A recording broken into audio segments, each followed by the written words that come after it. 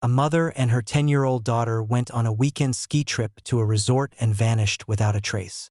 Their belongings still in their room, but no sign of where they'd gone. The entire community searched for months, checking every slope, cabin, and ravine. Yet the pair remained missing. But 7 years later, hikers in a remote, off-limits section of Mount Cinderpeak make a shocking discovery. Evidence that would finally reveal the disturbing truth about what happened that weekend. The morning sun cast long, icy shadows across the snow-dusted backyard of Silas Thorne's home in Whisperwood. He sat hunched over a weathered wooden table, a cigarette dangling from his lips, its cherry a tiny, defiant ember in the crisp mountain air. A half-empty beer bottle sweated condensation onto the pile of papers before him. The documents told a story of crushing futility, a narrative woven from threads of absence and unanswered questions. Police reports, stamped with the disheartening verdict of no new leads, lay beside utility bills marked overdue, each a stark reminder of a world that had continued to turn without the two people who had once been its very sun and moon. Sympathy cards, whose well-meaning words had long since lost their comfort, were scattered amongst them. Their ink faded like the memories they tried to evoke. Mount Cinderpeak loomed in the distance, its peak shrouded in morning mist, an omnipresent, silent giant that had both given and taken everything. Silas raised his cigarette hand, its trembling evident, and pointed at the mountain with bitter accusation. 3 generations, he muttered. His words slurred from the morning's drinking, each syllable a shard of glass in his throat. My grandfather, my father, and me, we served you faithfully, and this is what you give back. He took another long, defiant swig of beer, the cold liquid doing little to douse the burning inferno of his rage. You swallowed them whole, didn't you? My Elara, my little Lyra, like they never existed. His bloodshot eyes traced the mountain's familiar contours, each ridge and valley a painful echo of countless memories, now twisted into a landscape of despair. He remembered Lyra's infectious laughter bouncing off these very slopes, Elara's serene smile as they skied side by side. Now only an aching void remained. The Thorne family had built their lives around that mountain, their roots deeply embedded in its granite and snow. They had established the Cinderpeak Ski Lodge, a beacon of winter sports that had grown from a humble family venture into a thriving destination for winter sports enthusiasts, vacationers from distant cities, and even the occasional religious pilgrim who believed the mountain held sacred power, a spiritual nexus. The resort had been their legacy, their security, their future, a testament to generations of hard work and dedication. Now it felt like a hollow monument to his devastating loss. Silas's mind wandered to happier times, moments that now felt like fragments of a dream. He'd walked the resort grounds with 10-year-old Lyra, her small hand swallowed in his, her curiosity boundless. He'd patiently explained how the ski lifts worked, the intricate machinery that carried dreams skyward. He'd shown her the thick ledgers, teaching her the quiet language of numbers and profits, the very heart of the business. He taught her to read the subtle shifts in weather patterns that could make or break a season, secrets passed down through his own father and grandfather. Someday this will all be yours, he'd tell her, his voice thick with pride and love, and she'd beam up at him with those bright blue eyes, so incredibly like her mother's, a future shining in their depths. But that was 7 years ago, before that cursed weekend that shattered everything, before the mountain decided to reclaim what it had seemingly given. He remembered it with the searing clarity that only tragedy brings, etched into the very fabric of his being, a wound that refused to heal. It was a Friday evening in late winter. His ankle was wrapped and elevated after a bad fall earlier that week, a clumsy, frustrating accident that had left him grounded. The doctor had been firm, his voice leaving no room for argument. Complete rest for the weekend, no exceptions. But Lyra had been planning the ski trip for weeks, marking days off the calendar with colorful stickers, each one a tiny flag of anticipation. She chattered excitedly about trying the new slope that had just opened that season, her enthusiasm a palpable force. "Please, Papa, can't we still go?" she'd pleaded, her voice a small, irresistible siren song. Elara had smoothed their daughter's blonde hair, her touch gentle and reassuring. "I'll take her," his wife had said, her eyes meeting his, a silent understanding passing between them. "We'll stay at our usual room at the resort. You know, she's been looking forward to this." It wasn't unusual. They'd made the trip dozens of times without him when work kept him busy. They had their own unit at the resort, a cozy suite on the third floor with a sweeping view of the main slopes, a home away from home. The staff knew them by name, a friendly wave, a familiar smile. What could possibly go wrong? The thought echoed now, a cruel, mocking whisper from the past. Saturday evening, the photos had arrived on his phone, each one a tiny, fleeting glimpse of joy. Elara and Lyra, grinning in their ski gear, the majestic Mount Cinderpeak rising behind them, a silent, beautiful backdrop to their happiness. Another photo showed Lyra proudly showing off her parallel turns, a triumph of balance and burgeoning skill. Then, a selfie of mother and daughter at the lodge, both their faces adorned with comical hot chocolate mustaches, their eyes crinkling with shared laughter. He'd smiled through the pang of missing out, a dull ache in his chest, and texted back heart emojis, along with the simple, heartfelt message, "Have fun, my loves." Sunday morning, his good morning text went undelivered. The single gray checkmark on his screen, stubbornly refusing to turn blue, was the first tremor of unease. By noon, when his calls went straight to voicemail, a cold tendril of fear began to creep in, tightening around his chest. "They're probably on the back slopes," he told himself, trying to rationalize the growing anxiety. "No cell service there." He repeated it like a mantra, willing himself to believe it. But as afternoon shadows lengthened, stretching long and distorted across his living room floor, and the silence from their end persisted, an icy panic took hold, gripping him with relentless force. His first call to the resort reception was at 3:47 p.m. He remembered the exact time because he'd stared at the clock, its hands moving with agonizing slowness, willing it to move backward, to undo the creeping dread. "Can you check room 306? He'd asked, his voice tighter than he intended. "My wife and daughter should be there." 20 minutes later, the call back came, its brevity chilling. "Mr. Thorne." The voice on the other end, belonging to Beatrice, the longtime front desk manager, was hushed, hesitant. "The room is empty. Their belongings are still here, but we haven't seen them since yesterday evening." The next hours blurred together, a chaotic, disorienting kaleidoscope of frantic activity and growing despair.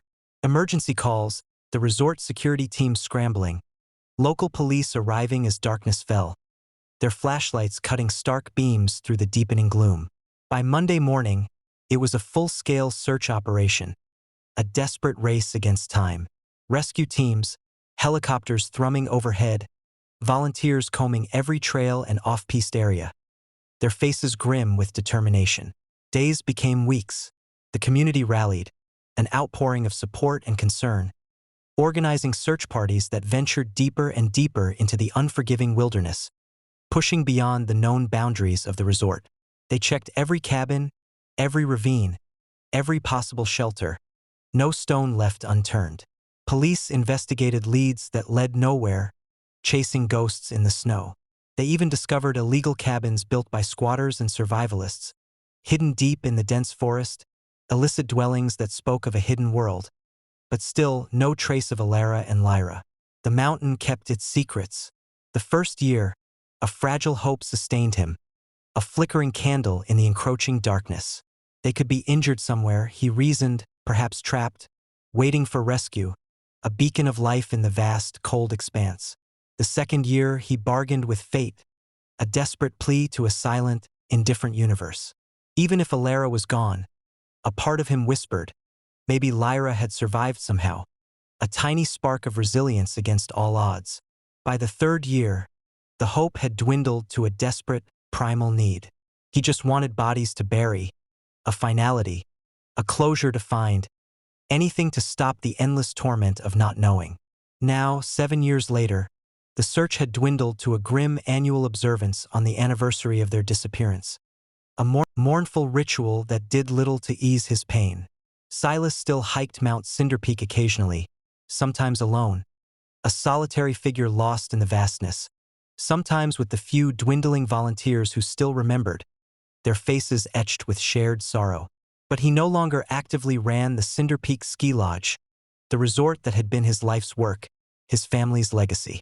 He couldn't bear to walk those halls, see those slopes, pretend everything was normal when his world had shattered into a million irreparable pieces. The cigarette burned his fingers, jolting him from his agonizing reverie. He cursed, dropping it into the half-melted snow, then noticed his beer had spilled across his shirt while he dozed, a sticky, cold patch against his skin. The kitchen phone's shrill ring made him grunt in pain. His head throbbed from the morning's drinking, a dull, persistent ache behind his eyes. He stumbled inside, catching the phone on the fifth ring, his hand shaking slightly as he brought it to his ear. "Thorne here. Mr. Thorne. This is Detective Harding with the FBI." The voice was crisp, professional, cutting through the haze of his hangover and grief with sharp precision. "I need you to come to Mount Cinderpeak immediately." Silas's heart stuttered, a painful, irregular beat against his ribs. The professional tone, the urgency, the mention of the FBI, this wasn't a routine call. "What's happened?" he managed, his voice a dry rasp. "We found evidence related to your wife and daughter's disappearance." The detective's words hung in the air, impossibly heavy, carrying the weight of 7 long years. "There's a helicopter waiting for you at Silverfeld Airstrip. We need you at Raven's Shelf to identify some items." Raven's Shelf. Silas gripped the counter, his knuckles turning white. That's a restricted area, a place of treacherous terrain and unpredictable snow, far from any established trail. "What kind of evidence?" he pressed, his voice barely a whisper. "I'd prefer to discuss it in person, sir. The helicopter will be waiting." The line went dead, leaving Silas in a stunned, disbelieving silence. He stood frozen for a moment, the world tilting on its axis, then erupted into motion, a desperate, frantic energy coursing through his veins. He yanked off his beer-stained shirt, the fabric clammy against his skin, and pulled on thermal layers and his heavy winter coat, his movements jerky and uncoordinated. His hands shook as he laced his boots, each not a clumsy, fumbling effort. After 7 years, a lifetime of agonizing silence, could this finally be the break they'd waited for? A sliver of hope, sharp and painful, pierced through the layers of his despair. The 20-minute drive to Silverfeld Airstrip felt like hours, an eternity stretched out in time, each mile a torturous crawl. An officer met him at the gate, a silent, somber figure, guiding him to where the helicopter waited, its rotors already spinning, kicking up swirling clouds of snow. He climbed aboard, fumbling with the safety harness, his fingers numb, sliding the ear protection over his head as the aircraft lifted off with a sudden, powerful lurch. The flight took them over familiar terrain, made alien by altitude, the world below shrinking into an abstract, impersonal landscape. He watched the Cinderpeak Ski Lodge pass below, tiny as a child's model, its once grand structures now appearing insignificant from this height. Then they curved around the mountain, heading toward areas he'd rarely seen, a stark, wild expanse previously only glimpsed from a distance. Raven's Shelf was off-limits to regular skiers, deemed too dangerous with its sudden, precipitous drops and unstable snow conditions, a place that held its secrets jealously. The helicopter touched down in a small clearing where the trees thinned, a solitary island in the vast wilderness. FBI agents and local police had already established a perimeter, their breath misting in the cold mountain air, their faces grim. As Silas climbed out, ducking instinctively under the still-spinning rotors, he spotted familiar faces among the search team.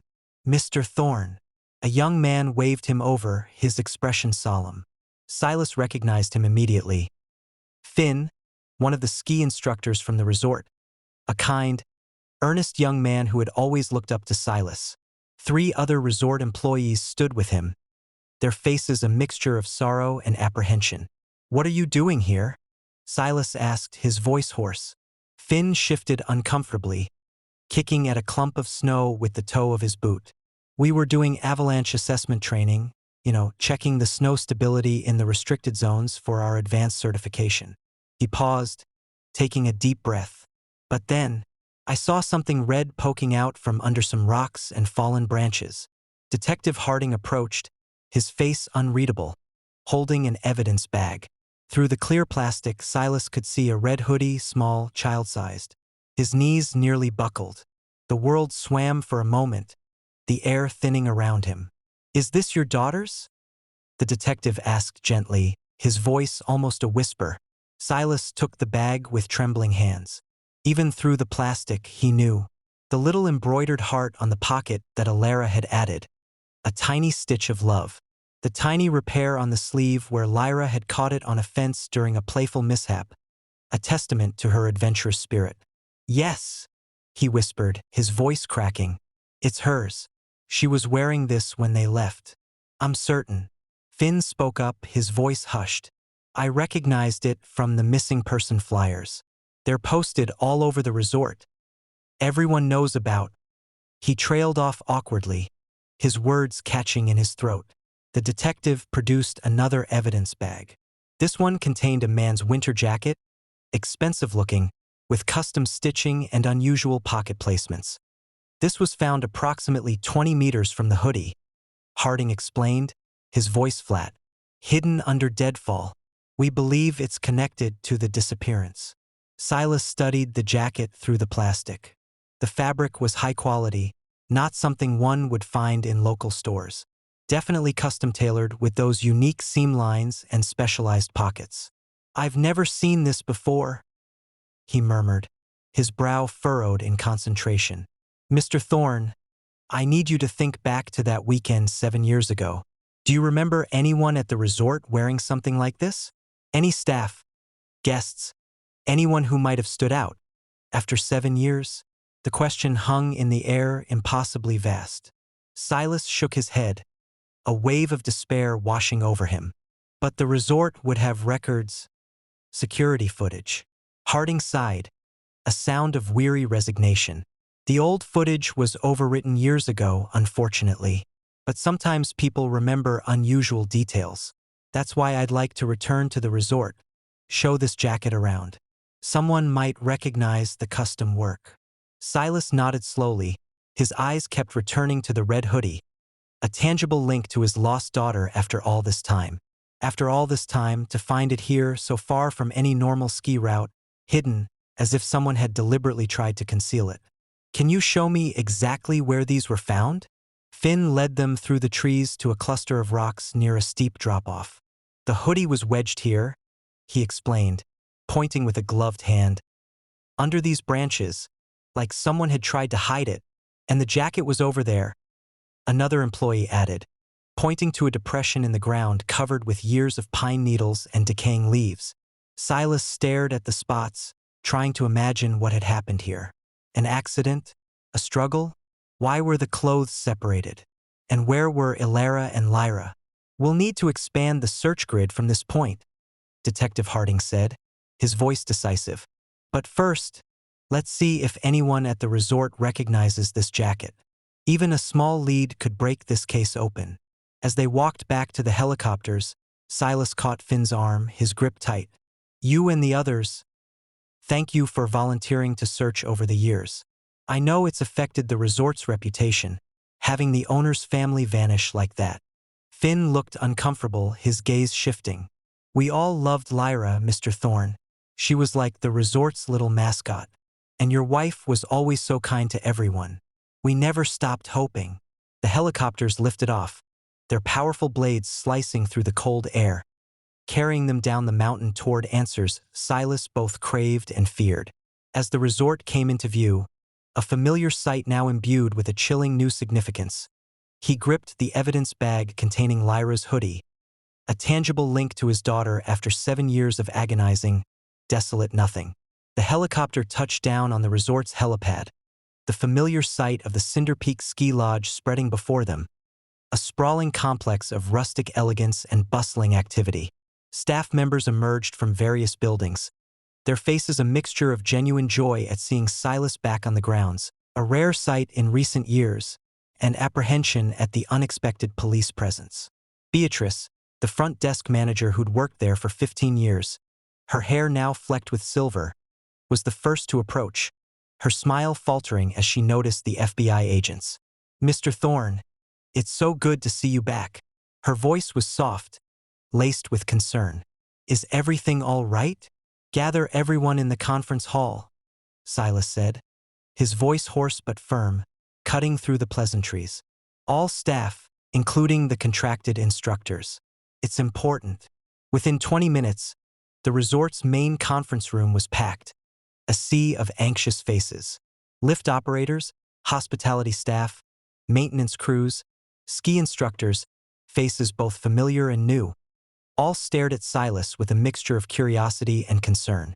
He stood at the front, the weight of their attention heavy on his shoulders, a silent testament to the years of absence and the sudden, dramatic return. Detective Harding stepped forward, holding up the evidence bag with the custom jacket, its unusual design clearly visible. "We're particularly interested in whether anyone recognizes this jacket or remembers seeing someone wearing something similar 7 years ago," he announced, his voice clear and authoritative. "I know it's a long time, but any detail, no matter how small, could help."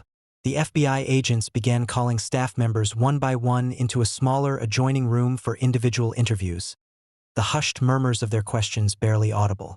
Silas stood by the window, his gaze drawn to the ski slopes outside where families glided down the beginner runs, their laughter echoing faintly. Children wobbled on their first attempts, their tiny figures bundles of colorful enthusiasm. Instructors guided their movements with patient gestures, their voices calm and encouraging. "Silas."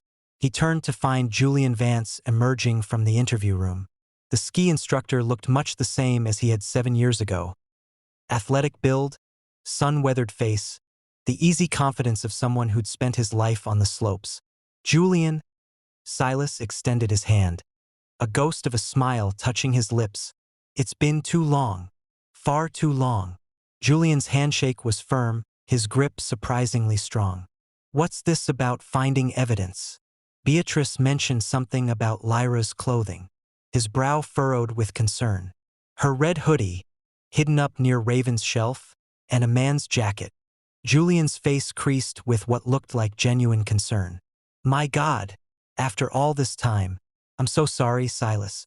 I hope this leads somewhere."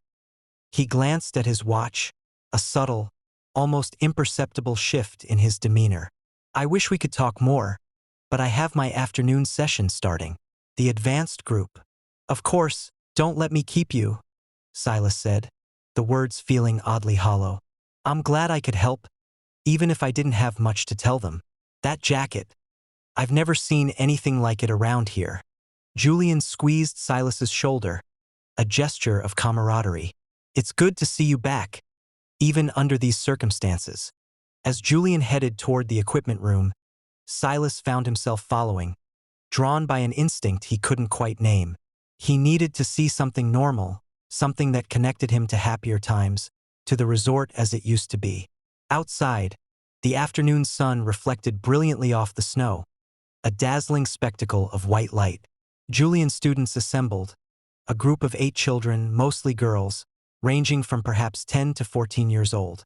Silas positioned himself near the equipment shed, close enough to observe but not interfere, a silent observer in his own kingdom. Julian demonstrated a carving technique, his movements fluid and precise, a master at his craft. The children watched attentively, their eyes wide with concentration, then attempted to mirror his actions, their small bodies struggling to replicate his effortless grace. This was what the resort was about, Silas thought, passing on skills, creating memories, building confidence. His father would have been proud to see the tradition continuing, the spirit of the lodge alive. His mind began to drift to thoughts of Lyra, how she might have taught here one day, a ski instructor just like Julian, when a specific movement caught his eye, pulling him sharply back to the present. Julian was helping a blonde girl, perhaps 12 years old, adjust her stance. His hands lingered on her hips, sliding down to her thighs to position them correctly, then up to her lower back, pressing firmly. The girl giggled nervously, a sound that grated on Silas's nerves, as Julian's hands moved to her shoulders, then down her arms. Silas frowned, a knot tightening in his stomach. The touching seemed excessive, unnecessary. He'd watched instructors his whole life, observed countless lessons. A quick adjustment here and there, yes, a guiding hand, a gentle correction, but this felt different. Too intimate, too prolonged, a subtle boundary crossed. The lesson continued, but now Silas couldn't unsee it. Julian's attention focused predominantly on the female students, his physical corrections far more frequent and lengthy with them than with the two boys in the group. It was a subtle imbalance, easily dismissed as simply being more attentive, but for Silas it ignited a spark of discomfort. As the session ended and the students headed back inside, Julian high-fived each one, his voice cheerful. "Great work today.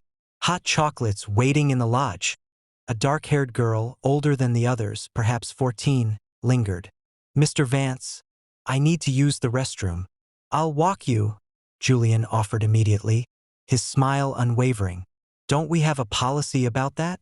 Silas interjected, stepping forward, his voice carefully neutral, masking the growing unease within him.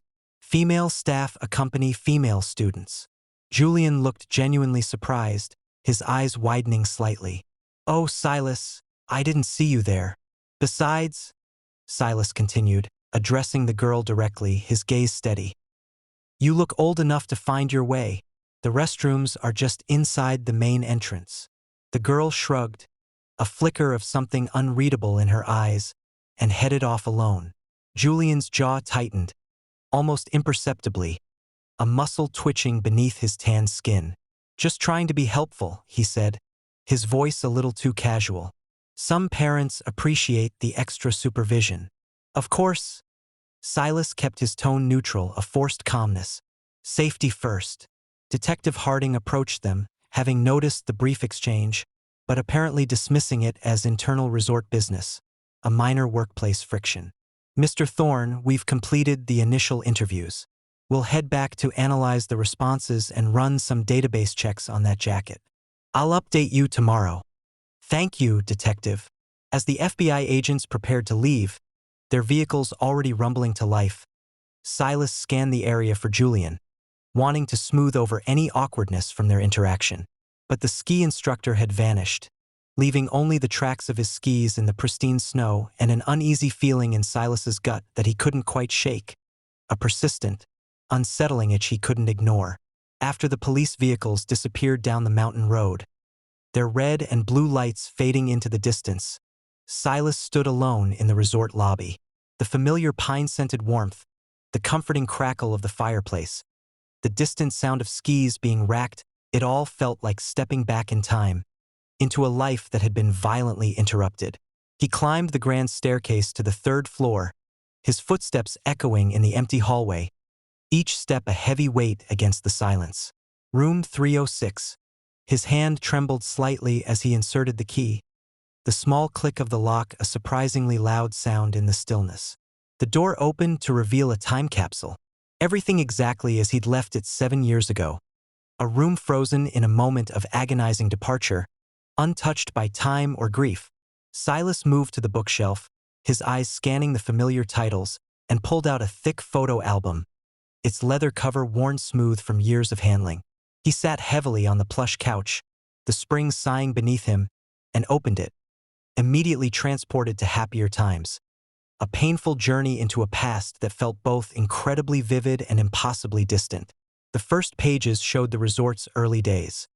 His parents, young and proud, their dreams reflected in their eyes. The original lodge, just a modest building nestled against the mountain's majesty, a seed from which their legacy had grown. Then his own childhood, learning to ski before he could properly walk, feeling the exhilarating rush of wind and snow. His wedding to Elara in the resort's quaint chapel, vows whispered under a canopy of pine trees, a promise of forever. Lyra's birth, her tiny hand clutching his finger, her first time on tiny skis, wobbling down the gentle slopes, her gap-toothed grins at various birthday parties held in the lodge, each one a burst of pure, unadulterated joy. He turned another page, his finger tracing a faded image, and stopped. There was Lyra, perhaps 8 years old, standing with a group of other children in ski school, bundled in colorful winter gear. And there, kneeling beside them, his arm casually around Lyra's shoulders, was Julian. Silas's breath caught, a sharp, painful gasp.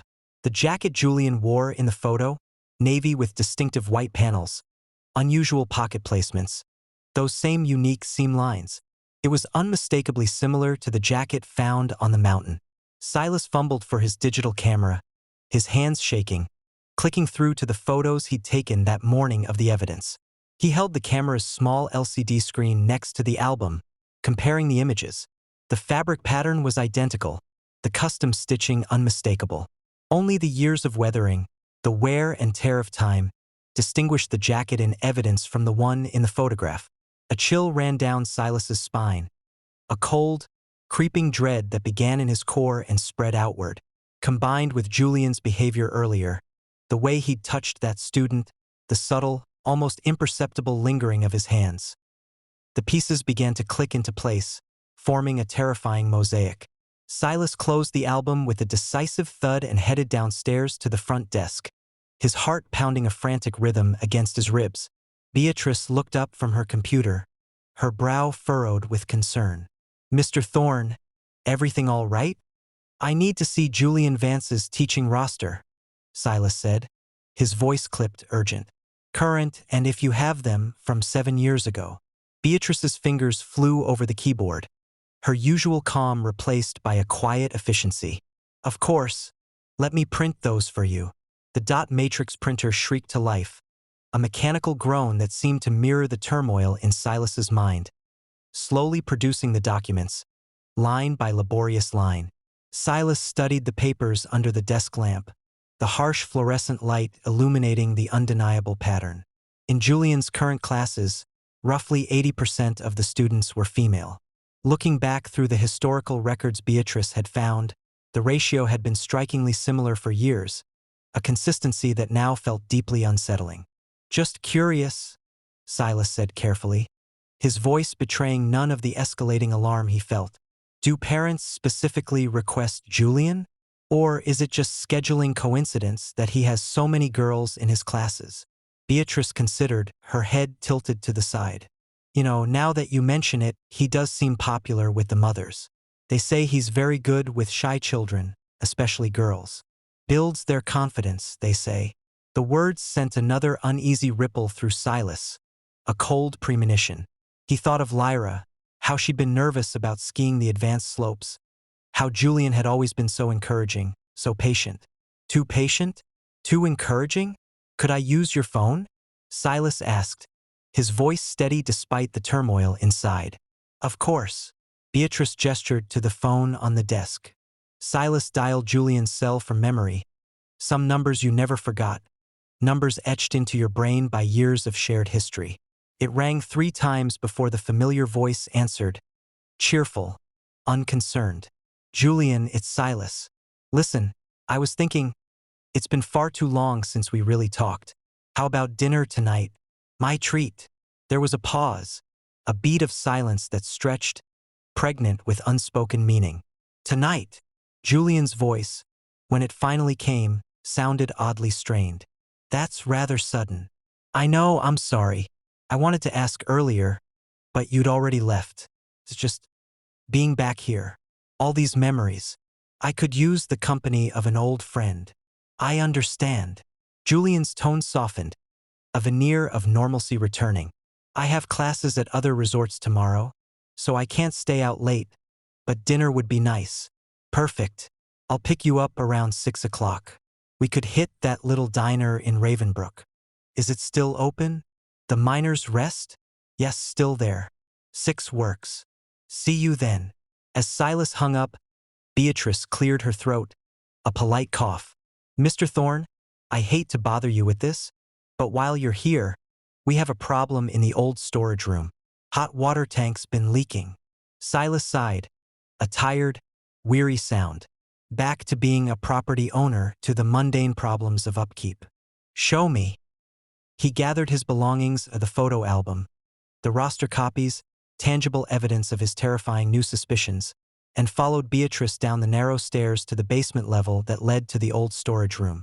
The moment she opened the door, a wave of warm, moist air hit them, carrying the distinctive smell of age and mildew. A damp, earthy odor despite the cold weather outside. "Sorry about the odor," Beatrice said, flicking on the overhead fluorescent light that flickered uncertainly before settling into a harsh, unflattering glare. "The leak makes everything damp." The storage room was exactly as Silas remembered. Cramped, poorly organized, packed with decades of resort history. Ski equipment from various eras lined the walls, a silent progression of design and technology. Old promotional banners, rolled and dusty, lay forgotten in corners. Boxes of who knew what were stacked precariously on metal shelving, threatening to topple at any moment. Beatrice led him to the far corner where the hot water tank squatted like a rusted toad, a bulky, menacing presence. A steady drip, drip, drip echoed in the space, each drop amplifying the oppressive silence, water pooling in a large, battered bucket positioned beneath. The concrete floor showed extensive water staining, minerals leaving white ghost marks spreading outward from the tank's base, a map of persistent dampness. "It's been like this for about 3 weeks, Beatrice explained, wringing her hands, her brow furrowed with worry. "Not dangerous. We had it inspected. But it's driving up our utility bills something fierce. We have to empty this bucket twice a day, and the humidity isn't good for all this stored equipment." She pointed to a clipboard hanging on the wall, covered in timestamps and initials, a record of diligent but fruitless effort. "The worst part is guests complaining. The hot water runs out faster now, especially during peak shower times. Morning and evening are nightmares. You emailed me about this." Silas's voice was flat, devoid of emotion. Beatrice nodded several times, her gaze dropping. "Over the past weeks. Budget approval requests, quotes from plumbers." She trailed off, clearly not wanting to make him feel guilty. Silas knew exactly why he hadn't seen those emails. The pile of unopened mail on his kitchen table, a towering testament to his neglect. The bills he'd been ignoring, the phone calls he'd let go to voicemail. He'd been drowning in his grief, letting everything slip away. The resort, his life, all crumbling around him. "Call Hendrickson's Plumbing first thing tomorrow," he said firmly, his voice regaining some of its old authority. "Tell them to replace the whole unit if necessary. If they can't fix it properly, get quotes from that company in Ravenbrook. What's it called? Mountain Mechanical?" "Yes, sir. I'll handle it." As Beatrice made notes, Silas surveyed the rest of the storage room. His grandfather would have been appalled at the state of things. The old man had run a tight ship, everything in its place, meticulously organized. "We should organize all this properly when the weather warms up," Silas murmured, thinking aloud. "Maybe have a sale. Clear out what we don't need." "That would be wonderful," Beatrice replied, her face brightening slightly. "Some of this stuff has been here since before I started." In the corner opposite the water tank, Silas noticed a large shape covered by a blue tarpaulin, moisture beading on its surface, a dark, amorphous lump. "What's under there?" he asked, his curiosity piqued. "Oh, that's Mr. Vance's equipment," Beatrice explained. "Old gear he's replaced over the years, but keeps his spares." Silas pulled back the tarp, revealing a collection of ski poles, several snowboards, boots, and miscellaneous equipment. Despite being older models, they appeared well-maintained, certainly good enough for rental use. "Seems wasteful to keep these hidden down here," Silas murmured, examining a pair of ski poles, their grips worn smooth. These could bring in rental income. As he moved items around to check their condition, something caught his eye, something that didn't belong. On one of the snowboard boots, right on top where the ankle would flex, was a small dark circle that looked almost like a button. Silas lifted the boot into better light and crouched to inspect it closely, a prickle of unease running down his neck. His fingers found the edges of what was clearly an implanted device. Working carefully, his breath held, he managed to pry it loose. In his palm lay a miniature camera, circular, no bigger than a large button. The craftsmanship was clearly custom. No manufacturer's marks, no serial numbers, just finely soldered connections visible through the clear resin casing. This wasn't something bought from any electronics store. Beatrice, have you ever seen anything like this? He held it out. She leaned in, squinting, her face a mixture of confusion and mild alarm. Is that a camera? In a boot. That's what it looks like. Silas found a tiny power button on the side. Pressed it. Nothing. The battery was long dead, but there was a tiny compartment with an SD card inside. Why would anyone put a camera in a boot? Beatrice asked, her voice incredulous. Skiers wear helmet cameras to record scenery. But this makes no sense. Silas pocketed the device and the memory card, his mind racing, a chilling theory beginning to form. The placement was deliberate. It would point upward from the boot, recording what? He grabbed the boot as well, its very innocuousness now terrifying. This was definitely something to ask Julian about tonight. They returned to the front desk, Silas's thoughts churning, a maelstrom of suspicion and mounting dread. Standing in the lobby, looking at the familiar views, the grand fireplace, the bustling activity, he felt a pang of guilt, sharp and insistent. This resort was his heritage, built by his grandfather's hands, expanded by his father's vision. He'd let it coast for 7 years, hidden in his grief, a passive observer while loyal employees like Beatrice kept it afloat, their dedication a stark contrast to his own despair. I should be here more, he said quietly, his voice heavy with regret. This place deserves better than an absentee owner. Beatrice's smile was kind, understanding. We understood, Mr. Thorne. Everyone understood. He glanced at the antique clock above the fireplace. 3:30 p.m., plenty of time before picking up Julian. I'm heading to Ravenbrook, he announced. Want to see how the old town's changed? Call if you need anything. Silas walked to his car, placing the snowboard boot carefully in the back seat, an innocuous object now laden with dark potential. As he drove away from the resort, the strange camera weighed heavy in his pocket, a small, terrifying mystery added to the larger one that had consumed 7 years of his life. The drive to Ravenbrook took Silas along winding mountain roads he'd traveled countless times before, roads that held countless memories, now tinged with a new, unsettling current. The town appeared suddenly around a bend, nestled in a valley like a collection of toys scattered by a child, its familiar contours a small comfort in the growing storm of his thoughts. He slowed as he entered Main Street, taking in the familiar sights, each shop, each sign, a piece of his past. Not much had changed in 7 years. Murphy's Hardware still anchored the corner of Main and 3rd, its faded sign promising everything for the mountain life, a testament to enduring small-town commerce. The diner where he and Elara used to grab breakfast after early morning ski runs still advertised its famous pancakes, a nostalgic aroma seeming to waft from its open door. The Miners' Rest Tavern squatted between the post office and a real estate office, its heavy wooden door and small, dark windows giving it a cave-like, inviting appearance. Silas parked and sat for a moment, memories flooding back, a bittersweet tide. This was where he'd brought Elara on their 3rd date, where they'd first dared to imagine a future together. This was where they'd celebrated when she told him she was pregnant, her eyes shining with new life. And this was where Julian had thrown him a surprise party for his 30th birthday, a night of laughter and camaraderie that now seemed impossibly distant. What'll it be? The bartender was new, a young man with a carefully waxed mustache, his gaze slightly bored. Moose drool, Silas said, naming the local brew, a familiar comfort.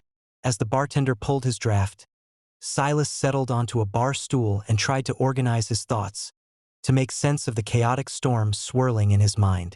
The morning felt like a week ago. The helicopter ride, finding Lyra's hoodie, the blood-stained jacket that looked exactly like the one in the photograph, and Julian's behavior with that student, those lingering touches. The beer arrived, foam perfect atop the dark liquid. Silas took a long pull, letting the familiar bitterness wash over him, and forced himself to think rationally. He was seeing patterns where none existed.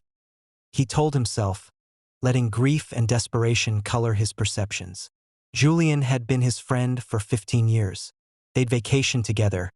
That trip to the Oregon coast where Julian had spent hours teaching Lyra to swim in the hotel pool, patient with her fear of putting her face underwater, a memory of kindness. If Julian was truly inappropriate with students, surely parents would have complained. The resort would have heard about it. Beatrice would have mentioned something. No, he was just a lonely man who'd lost his family, grasping at shadows, projecting his own pain onto an old friend. Half his beer gone, Silas stood and wandered the tavern, bottle in hand, his gaze idly sweeping over the familiar decor. The back wall served as an informal gallery, photographs of locals and visitors, some dating back decades, their faces frozen in time. He studied them idly, looking for familiar faces, a distraction from his spiraling thoughts. Then he stopped. In a newer photo, clearly from the last few years based on the digital print quality, stood Julian. Beside him was a teenage girl, perhaps 14 or 15, with striking black hair that suggested mixed heritage. Something about her seemed familiar, but Silas couldn't quite place it, a persistent echo in his memory. She leaned into Julian with easy familiarity, his arm protective around her shoulders, a gesture of quiet affection. Silas frowned. Julian had no family he knew of, never married, no siblings, parents long deceased, no nieces or cousins ever mentioned in all their years of friendship. He returned to the bar and signaled for another beer, his mind now racing down a new, unexpected path. When the bartender brought it, Silas pointed to the photo. "That's Julian Vance, right? Who's the girl?" The bartender glanced over, wiping the counter. "Yeah, that's Julian. Comes in occasionally. That's his daughter." His daughter? Silas couldn't hide his surprise, his voice a disbelieving whisper. "Adopted, I think. Nice kid. Quiet but polite. They usually sit in the corner booth, share a pizza." Silas stared at the photo again, a cold realization dawning on him. Julian had adopted a daughter and never mentioned it? When had this happened? The questions multiplied, each one a fresh prick of unease, but he pushed them down. There could be innocent explanations. Maybe it was recent. Maybe Julian had wanted to keep his private life private after everything that happened with the Thorne family, a desire for normalcy in a life irrevocably altered. He checked his watch. 4:15 p.m. Still early. On impulse, he pulled out his phone and dialed Julian. "Hey, it's me again. Listen, I'm already in town at the Miner's Rest having a beer and killing time. If you're free, we could just meet here now. Have that scotch instead of dinner." There was a pause, a longer silence this time. When Julian spoke, he sounded oddly strained, his voice thin. "You're at the tavern now?" "Yeah. Figured I'd check out the old haunts. What do you say?" I'm sorry, Silas. Dinner still works better. I'm in the middle of something. Can't get away right now." "No problem. 6 still good?" Yes, 6 is fine." The line went dead. Silas frowned at his phone. Julian had sounded almost panicked that he was at the tavern. Strange. He paid his tab, the casual exchange with the bartender feeling strangely detached, and walked to his car, fishing for his keys. The gas gauge caught his eye. Nearly empty. He'd better fill up before the evening plans. The gas and go sat at the town's edge, 2 pumps and a convenience store that sold everything from fishing lures to frozen burritos, a microcosm of mountain town life. Silas filled his tank, watching the numbers climb on the ancient pump, its digits clunking into place, then went inside to pay. The teenage clerk took his credit card with barely a glance up from her phone, her attention fully consumed by the digital world. As Silas walked back outside, movement caught his eye. 2 men on a motorcycle had pulled up beside a sedan parked next to his car. The parking lot was otherwise empty, a desolate expanse. One of the bikers dismounted and approached the sedan. Through the store window, Silas could see the car's owner, a young man, still at the counter inside. The biker tried the sedan's door. It opened. That's when Silas saw her, a girl in the back seat, maybe 13 or 14. The biker climbed in, and the girl's face transformed from confusion to stark terror. Silas didn't think. Instinct took over, raw and primal. He sprinted to the car, yanking the rear door open. "Hey, what are you doing?" The biker, a scraggly man in worn leathers, shoved Silas hard. "Back off, old man." The girl screamed, a high, piercing sound that cut through the air. Silas grabbed for the man, but he'd already scrambled to the driver's seat. The engine roared to life, a sudden violent burst of noise, and the car lurched backward. "Stop!" Silas shouted, his voice hoarse. Through the store window, he saw the clerk finally look up, phone falling from her hand, her face a mask of shock. The car's owner came running out, his eyes wide with disbelief. Silas dove into his own car, keys still in his hand, his mind a blur of adrenaline. The sedan was already moving, tires squealing as it headed for the road. He started his engine and gave chase, adrenaline overriding common sense, every fiber of his being screaming at him to protect the girl. The sedan wasn't fast, and the driver wasn't skilled. Silas managed to cut him off before he reached the main road, angling his car to block the escape route, a desperate gamble. Both bikers jumped out, their faces contorted in rage. The second had abandoned his motorcycle to join his partner. They came at Silas together, a whirlwind of fists and fury. The first punch caught him squarely in the ribs, driving the air from his lungs in a painful gasp. He swung wildly, connecting with someone's jaw, a satisfying crunch of bone, but then a fist found his temple, and he went down hard on the asphalt, his head hitting the ground with a sickening thud. Boots connected with his sides, his back, a rain of blows. He curled into a ball, protecting his head, tasting blood, a metallic tang on his tongue. Through the roar in his ears, he heard sirens, faint at first, then growing louder, closer. The kicking stopped, hurried footsteps running, a motorcycle engine roaring to life, then fading into the distance. Silas pushed himself up, every movement a searing agony, in time to see the bikers speeding away, vanishing into the twilight. Every movement hurt, but he stumbled to the sedan. In the back seat, the girl was crying, arms wrapped around her knees, her body shaking with fear. "It's okay," he gasped, his breath ragged. "You're safe now." She looked up, her eyes red-rimmed, and recognition flashed across both their faces. She was the blonde student from Julian's class, the one he'd been touching so intently, the one who had triggered his unease. Police cars screeched into the parking lot, their lights painting the scene in a flashing kaleidoscope of red and blue, followed by the sedan's owner, the girl's older brother, as it turned out. While Silas, his voice hoarse, gave his statement, describing the attempted kidnapping, or was it car theft? The officer nodded grimly. "Third incident this month," the officer said, his voice flat. "These mountain roads make it easy for them to disappear. Grab a kid from a parking lot, vanish into the wilderness before anyone knows what happened. Easier than taking them from homes," Silas agreed, holding a handful of napkins to his bleeding nose, the copper taste still strong.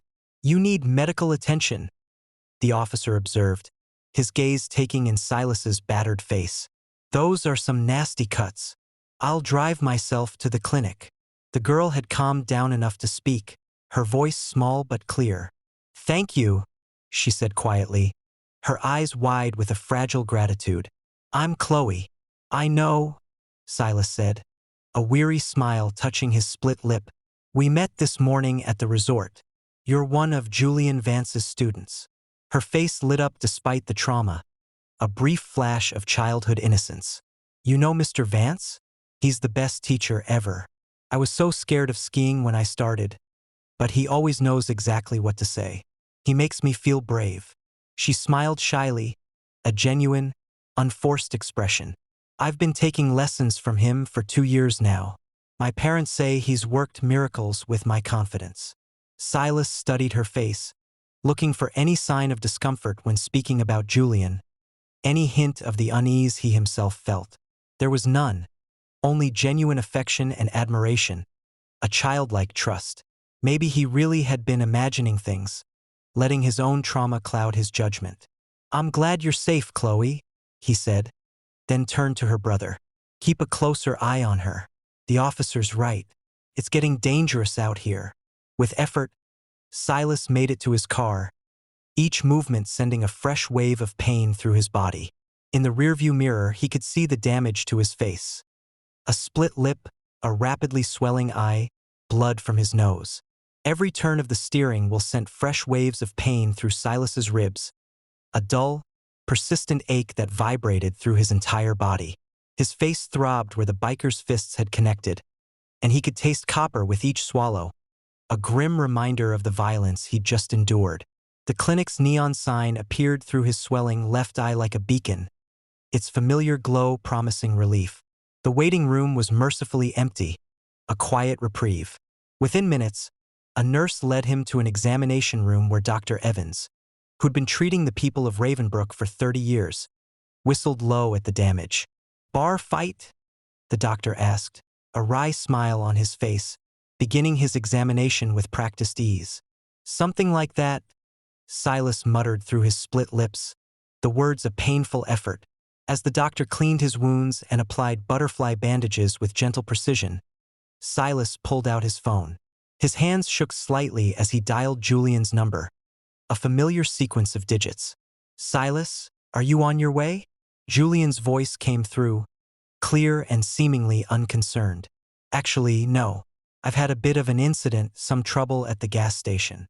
I won't be able to make dinner." "What happened?" Concern colored Julian's voice, a surprisingly convincing note. "Are you all right? Some men tried to steal a car with a girl inside." "Actually, it was Chloe, one of your students, the blonde girl from this morning's class." "Chloe? Is she okay?" Julian's voice was sharper now, a genuine tremor of alarm. "She's fine, shaken up, but safe. I'm at the clinic now, getting patched up." There was a pause, a moment of silence on Julian's end. "I'm sorry to hear that. Maybe we should reschedule." "Actually," Silas interrupted, cutting him off, a new plan forming in his mind. "I was wondering if I could still stop by your place, just for a quick visit, have that drink and catch up a bit before I head home. I'm almost done here." The hesitation on Julian's end was palpable, a tangible silence. Well, if it's a bad time." No, that's fine. Come by whenever you're finished." Julian's voice was a little too quick, a little too eager. "Great. See you soon." 20 minutes later, Silas emerged from the clinic looking like he'd gone 10 rounds with a professional boxer. White bandages crisscrossed his face, a stark contrast to his tanned skin.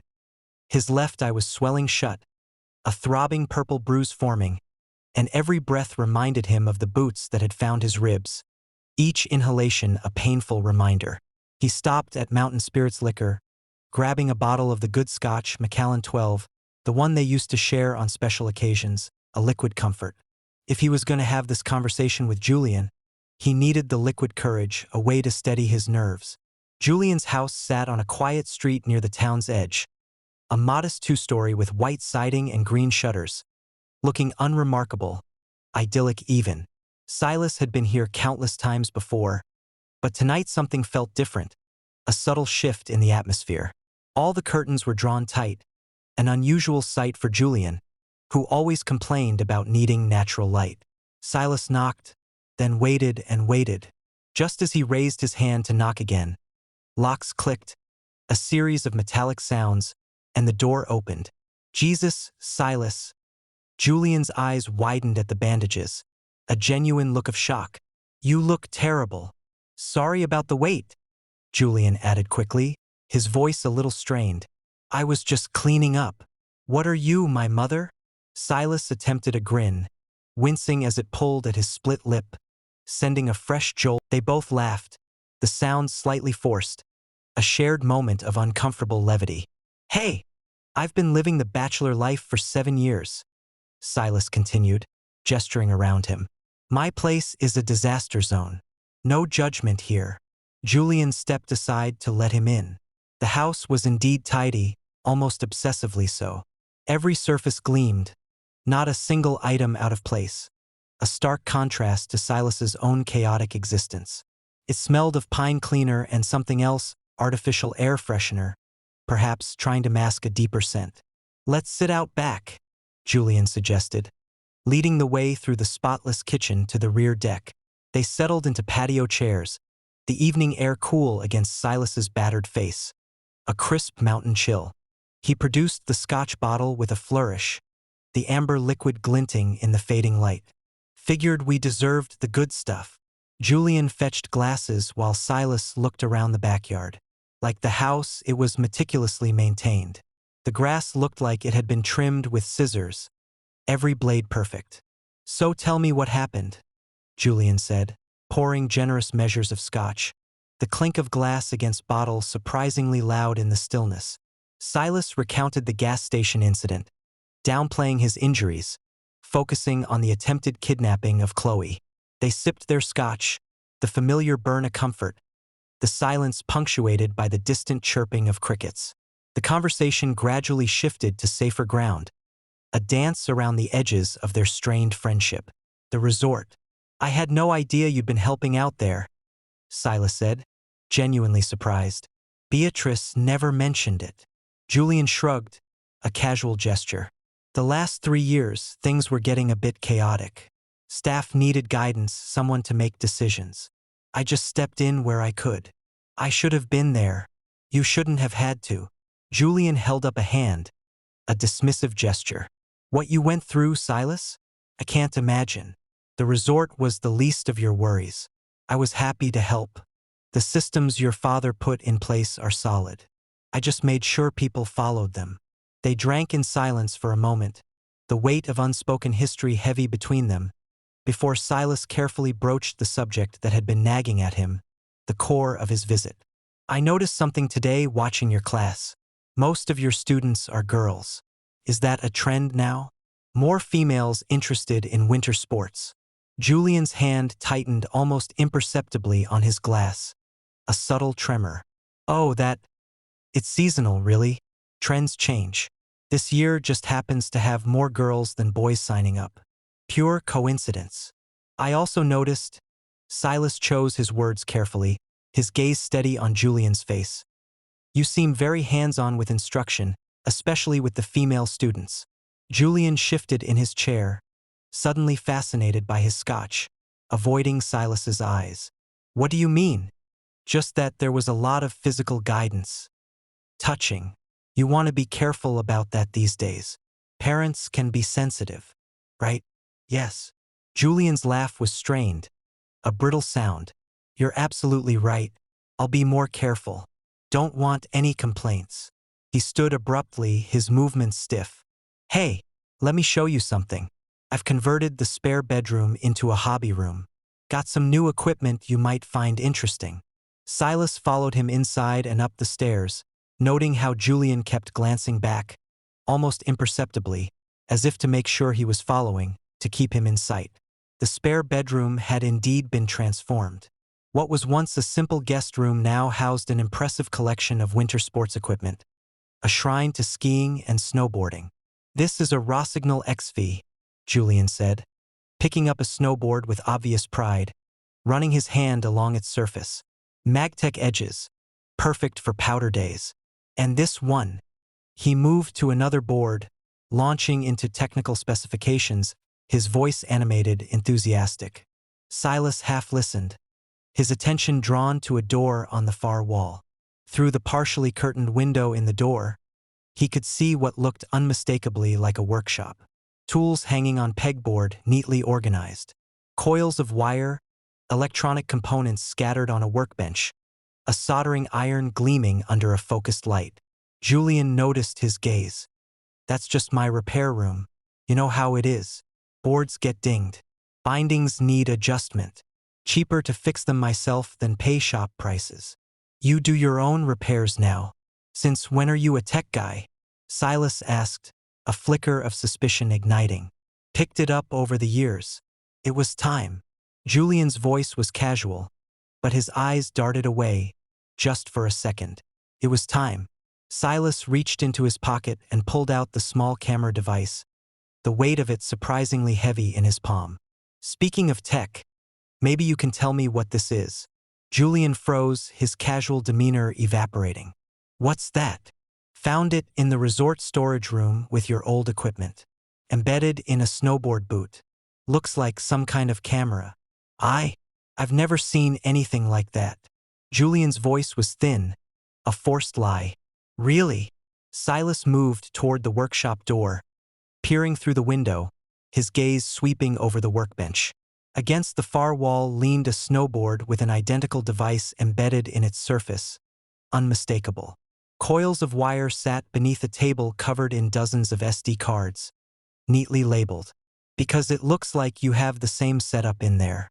A more modern version, maybe? Julian's face had gone pale, a ghostly white. Those are for stability testing, to see how much the board flexes during use. With the camera facing up, not forward to see where you're going? Silas countered, his voice sharp. The point isn't scenery. It's technical data. Show me. Silas held up the SD card from the device he'd found. If it's just technical data, show me what's on here. For a moment, they stood frozen, suspended in a terrible silence. Two old friends, separated by a growing chasm of suspicion and unspoken accusation. Then Julian moved, not toward the computer, but grabbing a snowboard from the rack with a sudden, violent motion. He swung it like a club, a deadly arc of fiberglass and metal, catching Silas across the back. Silas crashed to his knees, pain exploding through his already battered body, his breath leaving him in a ragged gasp. The camera device flew from his hand, skittering across the polished floor. Julian scrambled for it, his face a mask of desperation, but Silas, fueled by a surge of desperate energy, grabbed his ankle, bringing him down.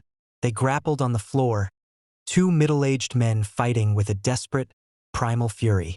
Julian got in several punches, his blows precise and brutal, before Silas's hand found a ski pole, its cold metal grip a sudden comfort. He pressed it against Julian's throat, using it to lever himself to his feet, a desperate, painful effort. What's on those videos? Silas gasped, his voice raw. What are you hiding? Julian laughed, a sound devoid of humor, a chilling, guttural sound. You pathetic coward. Always were too weak to see what was right in front of you. You took them. Silas's words came out as barely a whisper, a broken plea. Elara and Lyra. Where are they? Someplace you'll never find them. Julian's smile was terrible, a twisted, triumphant sneer. 7 years, Silas. 7 years. You've searched everywhere but the right place. He moved faster than Silas expected, a sudden, powerful surge of adrenaline. Julian grabbed the ski pole and turned it against him, using Silas's own leverage. The metal tip caught Silas in the stomach, doubling him over in agony. By the time he straightened up, gasping for air, Julian was through the door, slamming it shut behind him. The lock clicked, a final, chilling sound. Julian! Silas pounded on the door, his fists raw against the wood. Open this. Heavy footsteps thundered down the stairs. Then faintly, a girl's voice, young, questioning, echoing from below. Silas's blood turned to ice. A car engine roared to life outside, a violent burst of sound. He spun toward the workshop door, kicking it open with a desperate surge of strength. The space was cramped, filled with exactly what he'd seen through the window, plus more. Monitors, hard drives, equipment he couldn't identify, a sinister tableau.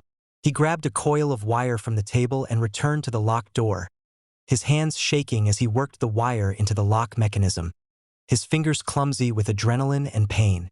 7 years of grief and guilt and desperate hope had led to this moment. The lock was simple, residential grade, a paltry barrier. After 3 desperate attempts, the wire found the right angle, a small click of triumph. The door swung open. Silas burst through the front door and raced down the porch steps, his body screaming in protest with every strained movement. His phone. Damn it. He'd left it on the patio table with their scotch glasses. He sprinted around the house, snatched the device, its screen still lit, and ran for his car, fumbling with the ignition. His fingers shook as he dialed 911 while fumbling with the ignition. The engine roared to life just as the dispatcher answered. 911, what's your emergency? This is Silas Thorne. I need police at 428 Pine Street immediately. The man who lives there, Julian Vance, he's involved in my daughter's kidnapping from 7 years ago. He just fled with a teenage girl. Sir, slow down. You said kidnapping? The dispatcher's voice was calm, professional, but Silas could hear the underlying urgency. My daughter disappeared 7 years ago. Lyra Thorne. There's an open FBI case. Julian Vance just confessed and fled with a girl who might be her. He was driving, peeling out of the driveway, tires squealing. Damn it. I don't know what car or the plate number, but my resort manager has his vehicle information on file. What resort, sir? Cinderpeak Ski Lodge. The manager is Beatrice. Beatrice Thompson. She'll have his employment records. Everything. Stay on the line, Mr. Thorne. Units are responding. 2 teams. 1 to secure the house, 1 to locate you. Can you tell me which direction the suspect went? Silas drove through the quiet residential streets, his head swiveling at every intersection, searching for any sign of Julian's car. I don't have visual yet, but he only left minutes ago. He can't be far. We're issuing a bolo now. Ravenbrook isn't big. Limited exits. We'll find him. Keep updating us on your location. Silas gripped the steering wheel, his knuckles white. He knew this town, every back road, every hidden shortcut. Where would Julian go? Not the main highway. Too obvious. The back roads were treacherous at night, winding and dark. Maybe. I'm heading toward the town center, he told the dispatcher. Checking the park area. Its familiar expanse now a potential trap. Units are 3 minutes out. The town park appeared ahead, a dark expanse barely lit by scattered street lamps, its playground equipment standing like skeletal shadows in the gloom. And there, pulled onto the grass near the playground, was a silver Honda Accord. 2 figures stood beside it, silhouetted against the dim light, their forms indistinct. I see them. Town Park, West Entrance, silver Honda. Do not approach, Mr. Thorne. Wait for. But Silas was already pulling over, killing the engine, his body screaming in protest.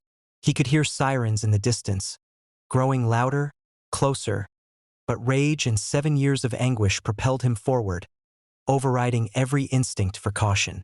Julian! He jogged toward them, noting how the ski instructor stood casually, making no attempt to run, almost as if he were waiting. It's over. Police are coming. I know. Julian's voice was calm, unnervingly so. I can hear them. There's nowhere to go in this fishbowl of a town. As Silas drew closer, his eyes fixed on the girl beside Julian. Black hair instead of blonde, taller, older, but something in the way she held herself, the shape of her face, the familiar tilt of her head. Lyra. The name came out as a whisper, a breath of hope and despair. The girl stared at him with empty eyes.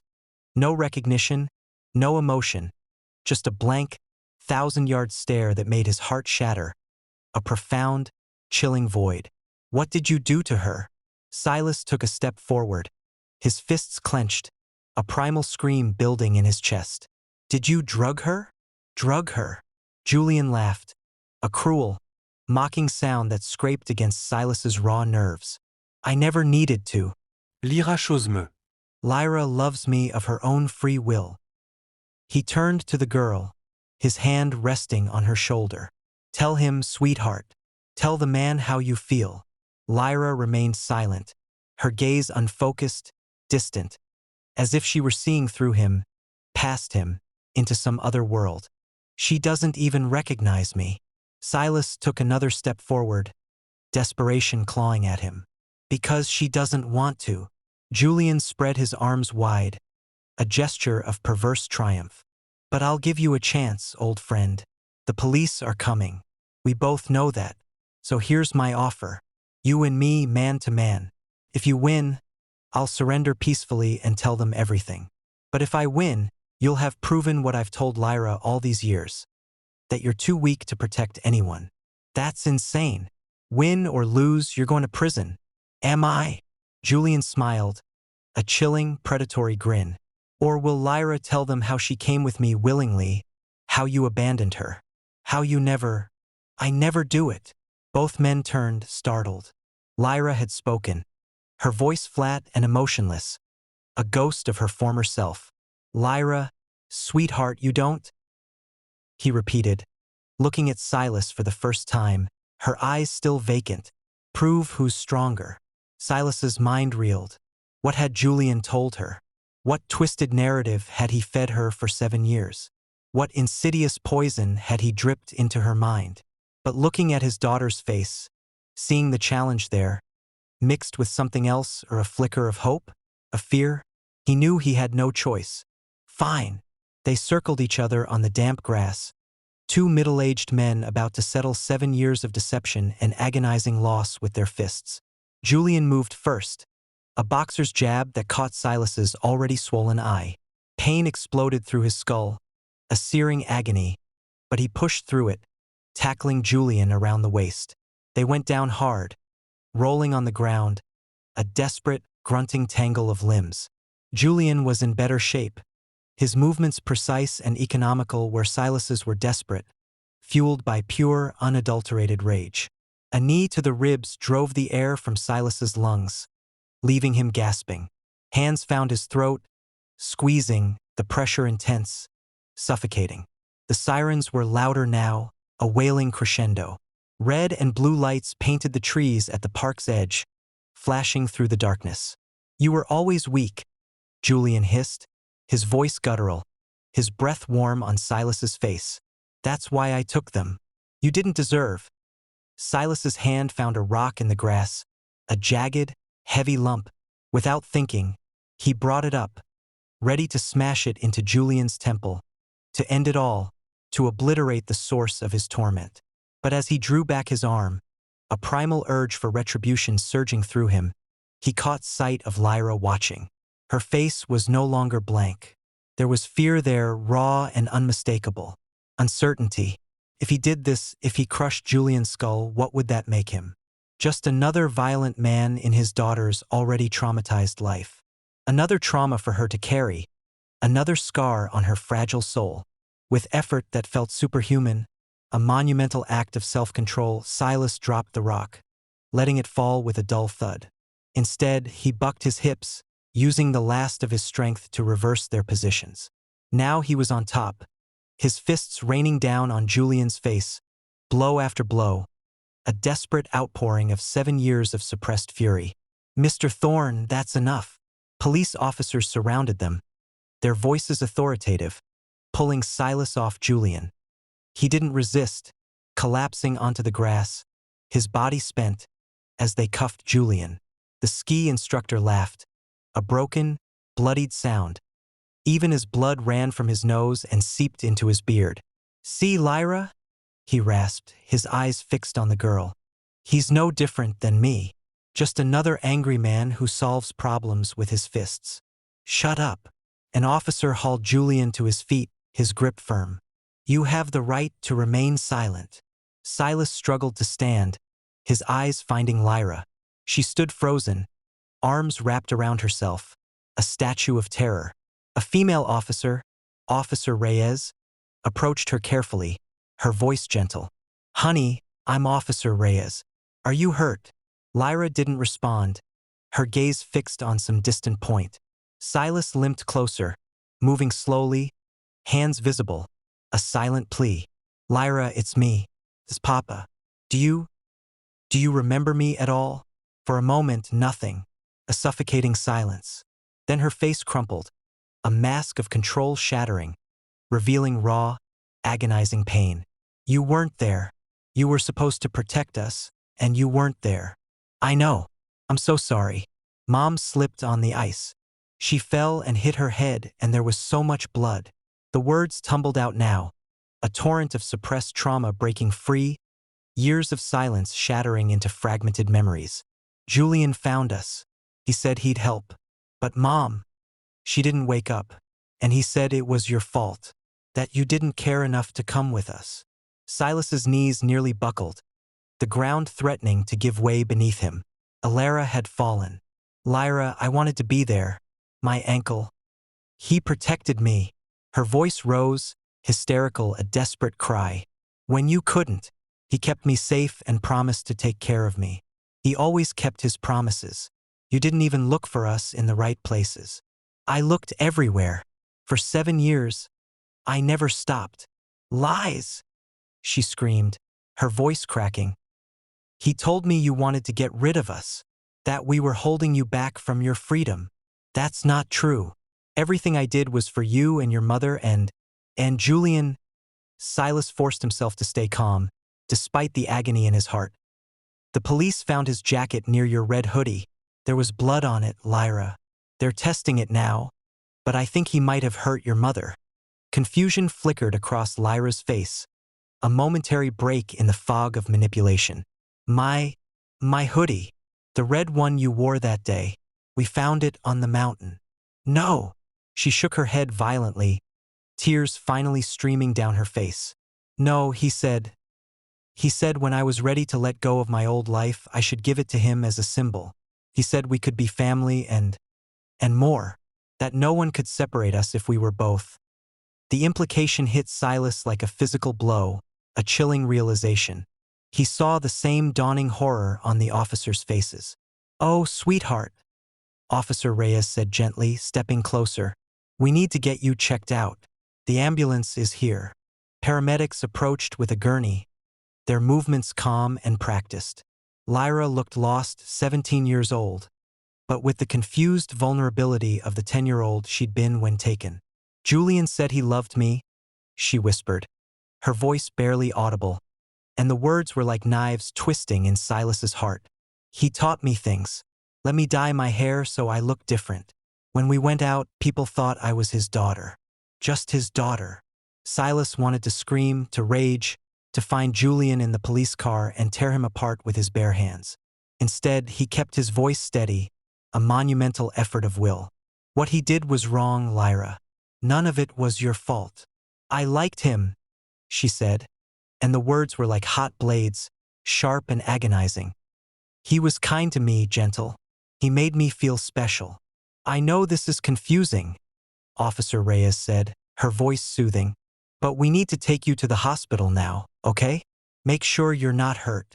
As the paramedics helped Lyra onto the gurney, she looked back at Silas, her eyes still clouded with confusion and a profound sense of betrayal. I don't know what's real anymore. I'm real, Silas said, his voice thick with unshed tears. And I never stopped loving you or looking for you. Not for one day. A detective approached Silas as they loaded Lyra into the ambulance, his face grim. Mr. Thorne, your daughter's been through severe psychological manipulation, grooming. It's going to take time, months, maybe years of therapy. Don't push too hard too fast. Trauma like this comes in layers. Will she be okay? With proper help, yes. We have forensic psychologists who specialize in cases like this. Right now, the important thing is to meet her where she is, not where we want her to be. Silas nodded numbly, the gravity of the situation settling over him. In the distance, he could see Julian in the back of a police cruiser, his face bloody, but wearing that same terrible, chilling smile, a testament to his depravity. Are you riding with her? A paramedic asked. I'll follow in my car, Silas said, understanding that Lyra needed space, that he, the symbol of her abandoned past, might be too much for her right now. She's not ready to be close to me yet. As the ambulance pulled away, lights flashing, but sirens silent, a respectful quiet, Silas stood alone in the park where his daughter had chosen her captor over her father. 7 years of searching had led to this moment, a reunion that felt more like another loss, a profound, agonizing emptiness. But she was alive, confused, manipulated, but alive. And that had to be enough for now. A fragile, desperate hope in the face of unimaginable pain. The hospital waiting room felt like a void, a sterile, unforgiving space. Harsh fluorescent lights hummed overhead, casting a sickly yellow glow on the uncomfortable plastic chairs and the pale, drawn faces of other visitors. The antiseptic smell couldn't quite mask the underlying scent of human suffering, of fear and unspoken grief. Silas sat hunched forward, elbows on knees, his head in his hands, finally allowing the tears to come. A dam breaking after 7 long years. They fell silently at first, hot and stinging, then in racking sobs that drew concerned glances from other visitors, who quickly averted their eyes, respecting his private anguish. 7 years of suppressed grief poured out, a torrent of unaddressed pain. He cried for Elara, whose body apparently lay in some frozen ravine, a silent testament to a monster's cruelty. He cried for the decade of Lyra's childhood, stolen by a monster he'd called friend, a trusted companion. He cried for the daughter who looked at him with empty eyes and chose her captor over her father, a wound deeper than any physical blow. Mr. Thorne. He looked up hastily, wiping his face with the back of his hand, trying to compose himself. A doctor in scrubs stood before him, clipboard in hand, her expression one of gentle sympathy. "How is she physically?" Silas managed to ask, his voice thick with emotion. "Your daughter is malnourished but otherwise unharmed." The doctor, whose name tag read Dr. Patel, said, her voice calm and reassuring. "We've run preliminary tests and started her on 4 fluids and nutrients to stabilize her." Dr. Patel sat down beside him, her presence a comforting anchor in his tumultuous world. "Psychologically, it's more complex. She's exhibiting signs of severe Stockholm Syndrome, PTSD, and disassociation. Her mind has created a narrative to protect itself from the reality of her captivity." "Can I see her?" Silas asked, his voice raw with desperation. Dr. Patel's expression was sympathetic, but firm. "She's refusing visitors, specifically you. In her current state, forcing interaction could be counterproductive, even harmful. It might reinforce the negative narrative she's been fed." "I've waited 7 years," Silas whispered, the words tasting bitter. "I know, but right now, she needs time to process what's happened. This is a shock to her system. Everything she's believed for nearly half her life has been challenged. We recommend letting her rest tonight. Tomorrow morning, with a counselor present, you can try again. It's a delicate process, Mr. Thorne. Trust needs to be rebuilt, and that takes time." Silas nodded, understanding but hating it, the logic undeniable but the pain unbearable. His phone buzzed, a jarring sound in the quiet waiting room. "Mr. Thorne, this is Officer Danforth at the Ravenbrook Police Station. I wanted to update you on this afternoon's incident at the gas station." "Yes," Silas said, his voice weary. "We've arrested both suspects. Here's the troubling part. They've confessed to being associates of Julian Vance. They have information relevant to your daughter's case. Can you come to the station? I understand if you need to stay with your daughter." "She doesn't want to see me," Silas said, the words tasting bitter. A fresh wave of humiliation washing over him. "I'll come, but could you send an officer to watch her room? I know Julian is in custody, but—" "Already done, sir," Officer Danforth replied, his voice reassuring. "Officer Williams is en route. She'll be there shortly." Silas waited until the uniformed officer arrived, a young woman with a vigilant gaze, and took position outside Lyra's room, her hand resting casually near her service weapon. "No one gets near her without hospital authorization," Silas instructed, his voice firm. "Understood, sir. She's safe." The drive to the police station passed in a blur of exhaustion and mounting dread. Silas grabbed the snowboard boot from his back seat, the innocuous piece of equipment that had sparked this entire cascade of terrifying revelations, a small but undeniable key to the nightmare. Inside, they led him to an interview room that smelled of burnt coffee and industrial disinfectant, a stark, unwelcoming space. Detective Harding entered, carrying a thick file, his expression somber. "Mr. Thorne, thank you for coming. I know this has been an overwhelming day. Just tell me everything," Silas demanded, his voice raw. "Let's start with your statement. Walk me through what happened after we left the resort." Silas recounted it all, every excruciating detail, from the moment he left the resort to the fight in the park. Then he produced the snowboard boot, pointing out where the camera had been embedded, a chilling piece of evidence. We recovered that device along with numerous others from Vance's residence. Harding confirmed, his voice flat. Also computers, hard drives, and boxes of SD cards. What was on them? Silas asked, his voice barely a whisper, dread coiling in his gut. Harding shifted uncomfortably, his gaze fixed on the file. This afternoon, the suspects, they called themselves fans of Julian's work. One's a technician who custom-built these cameras. They've been creating and distributing videos of… Well, it's a niche fetish. I don't understand. Silas frowned, his mind struggling to comprehend. The footage is of girls and women's pants while skiing or snowboarding.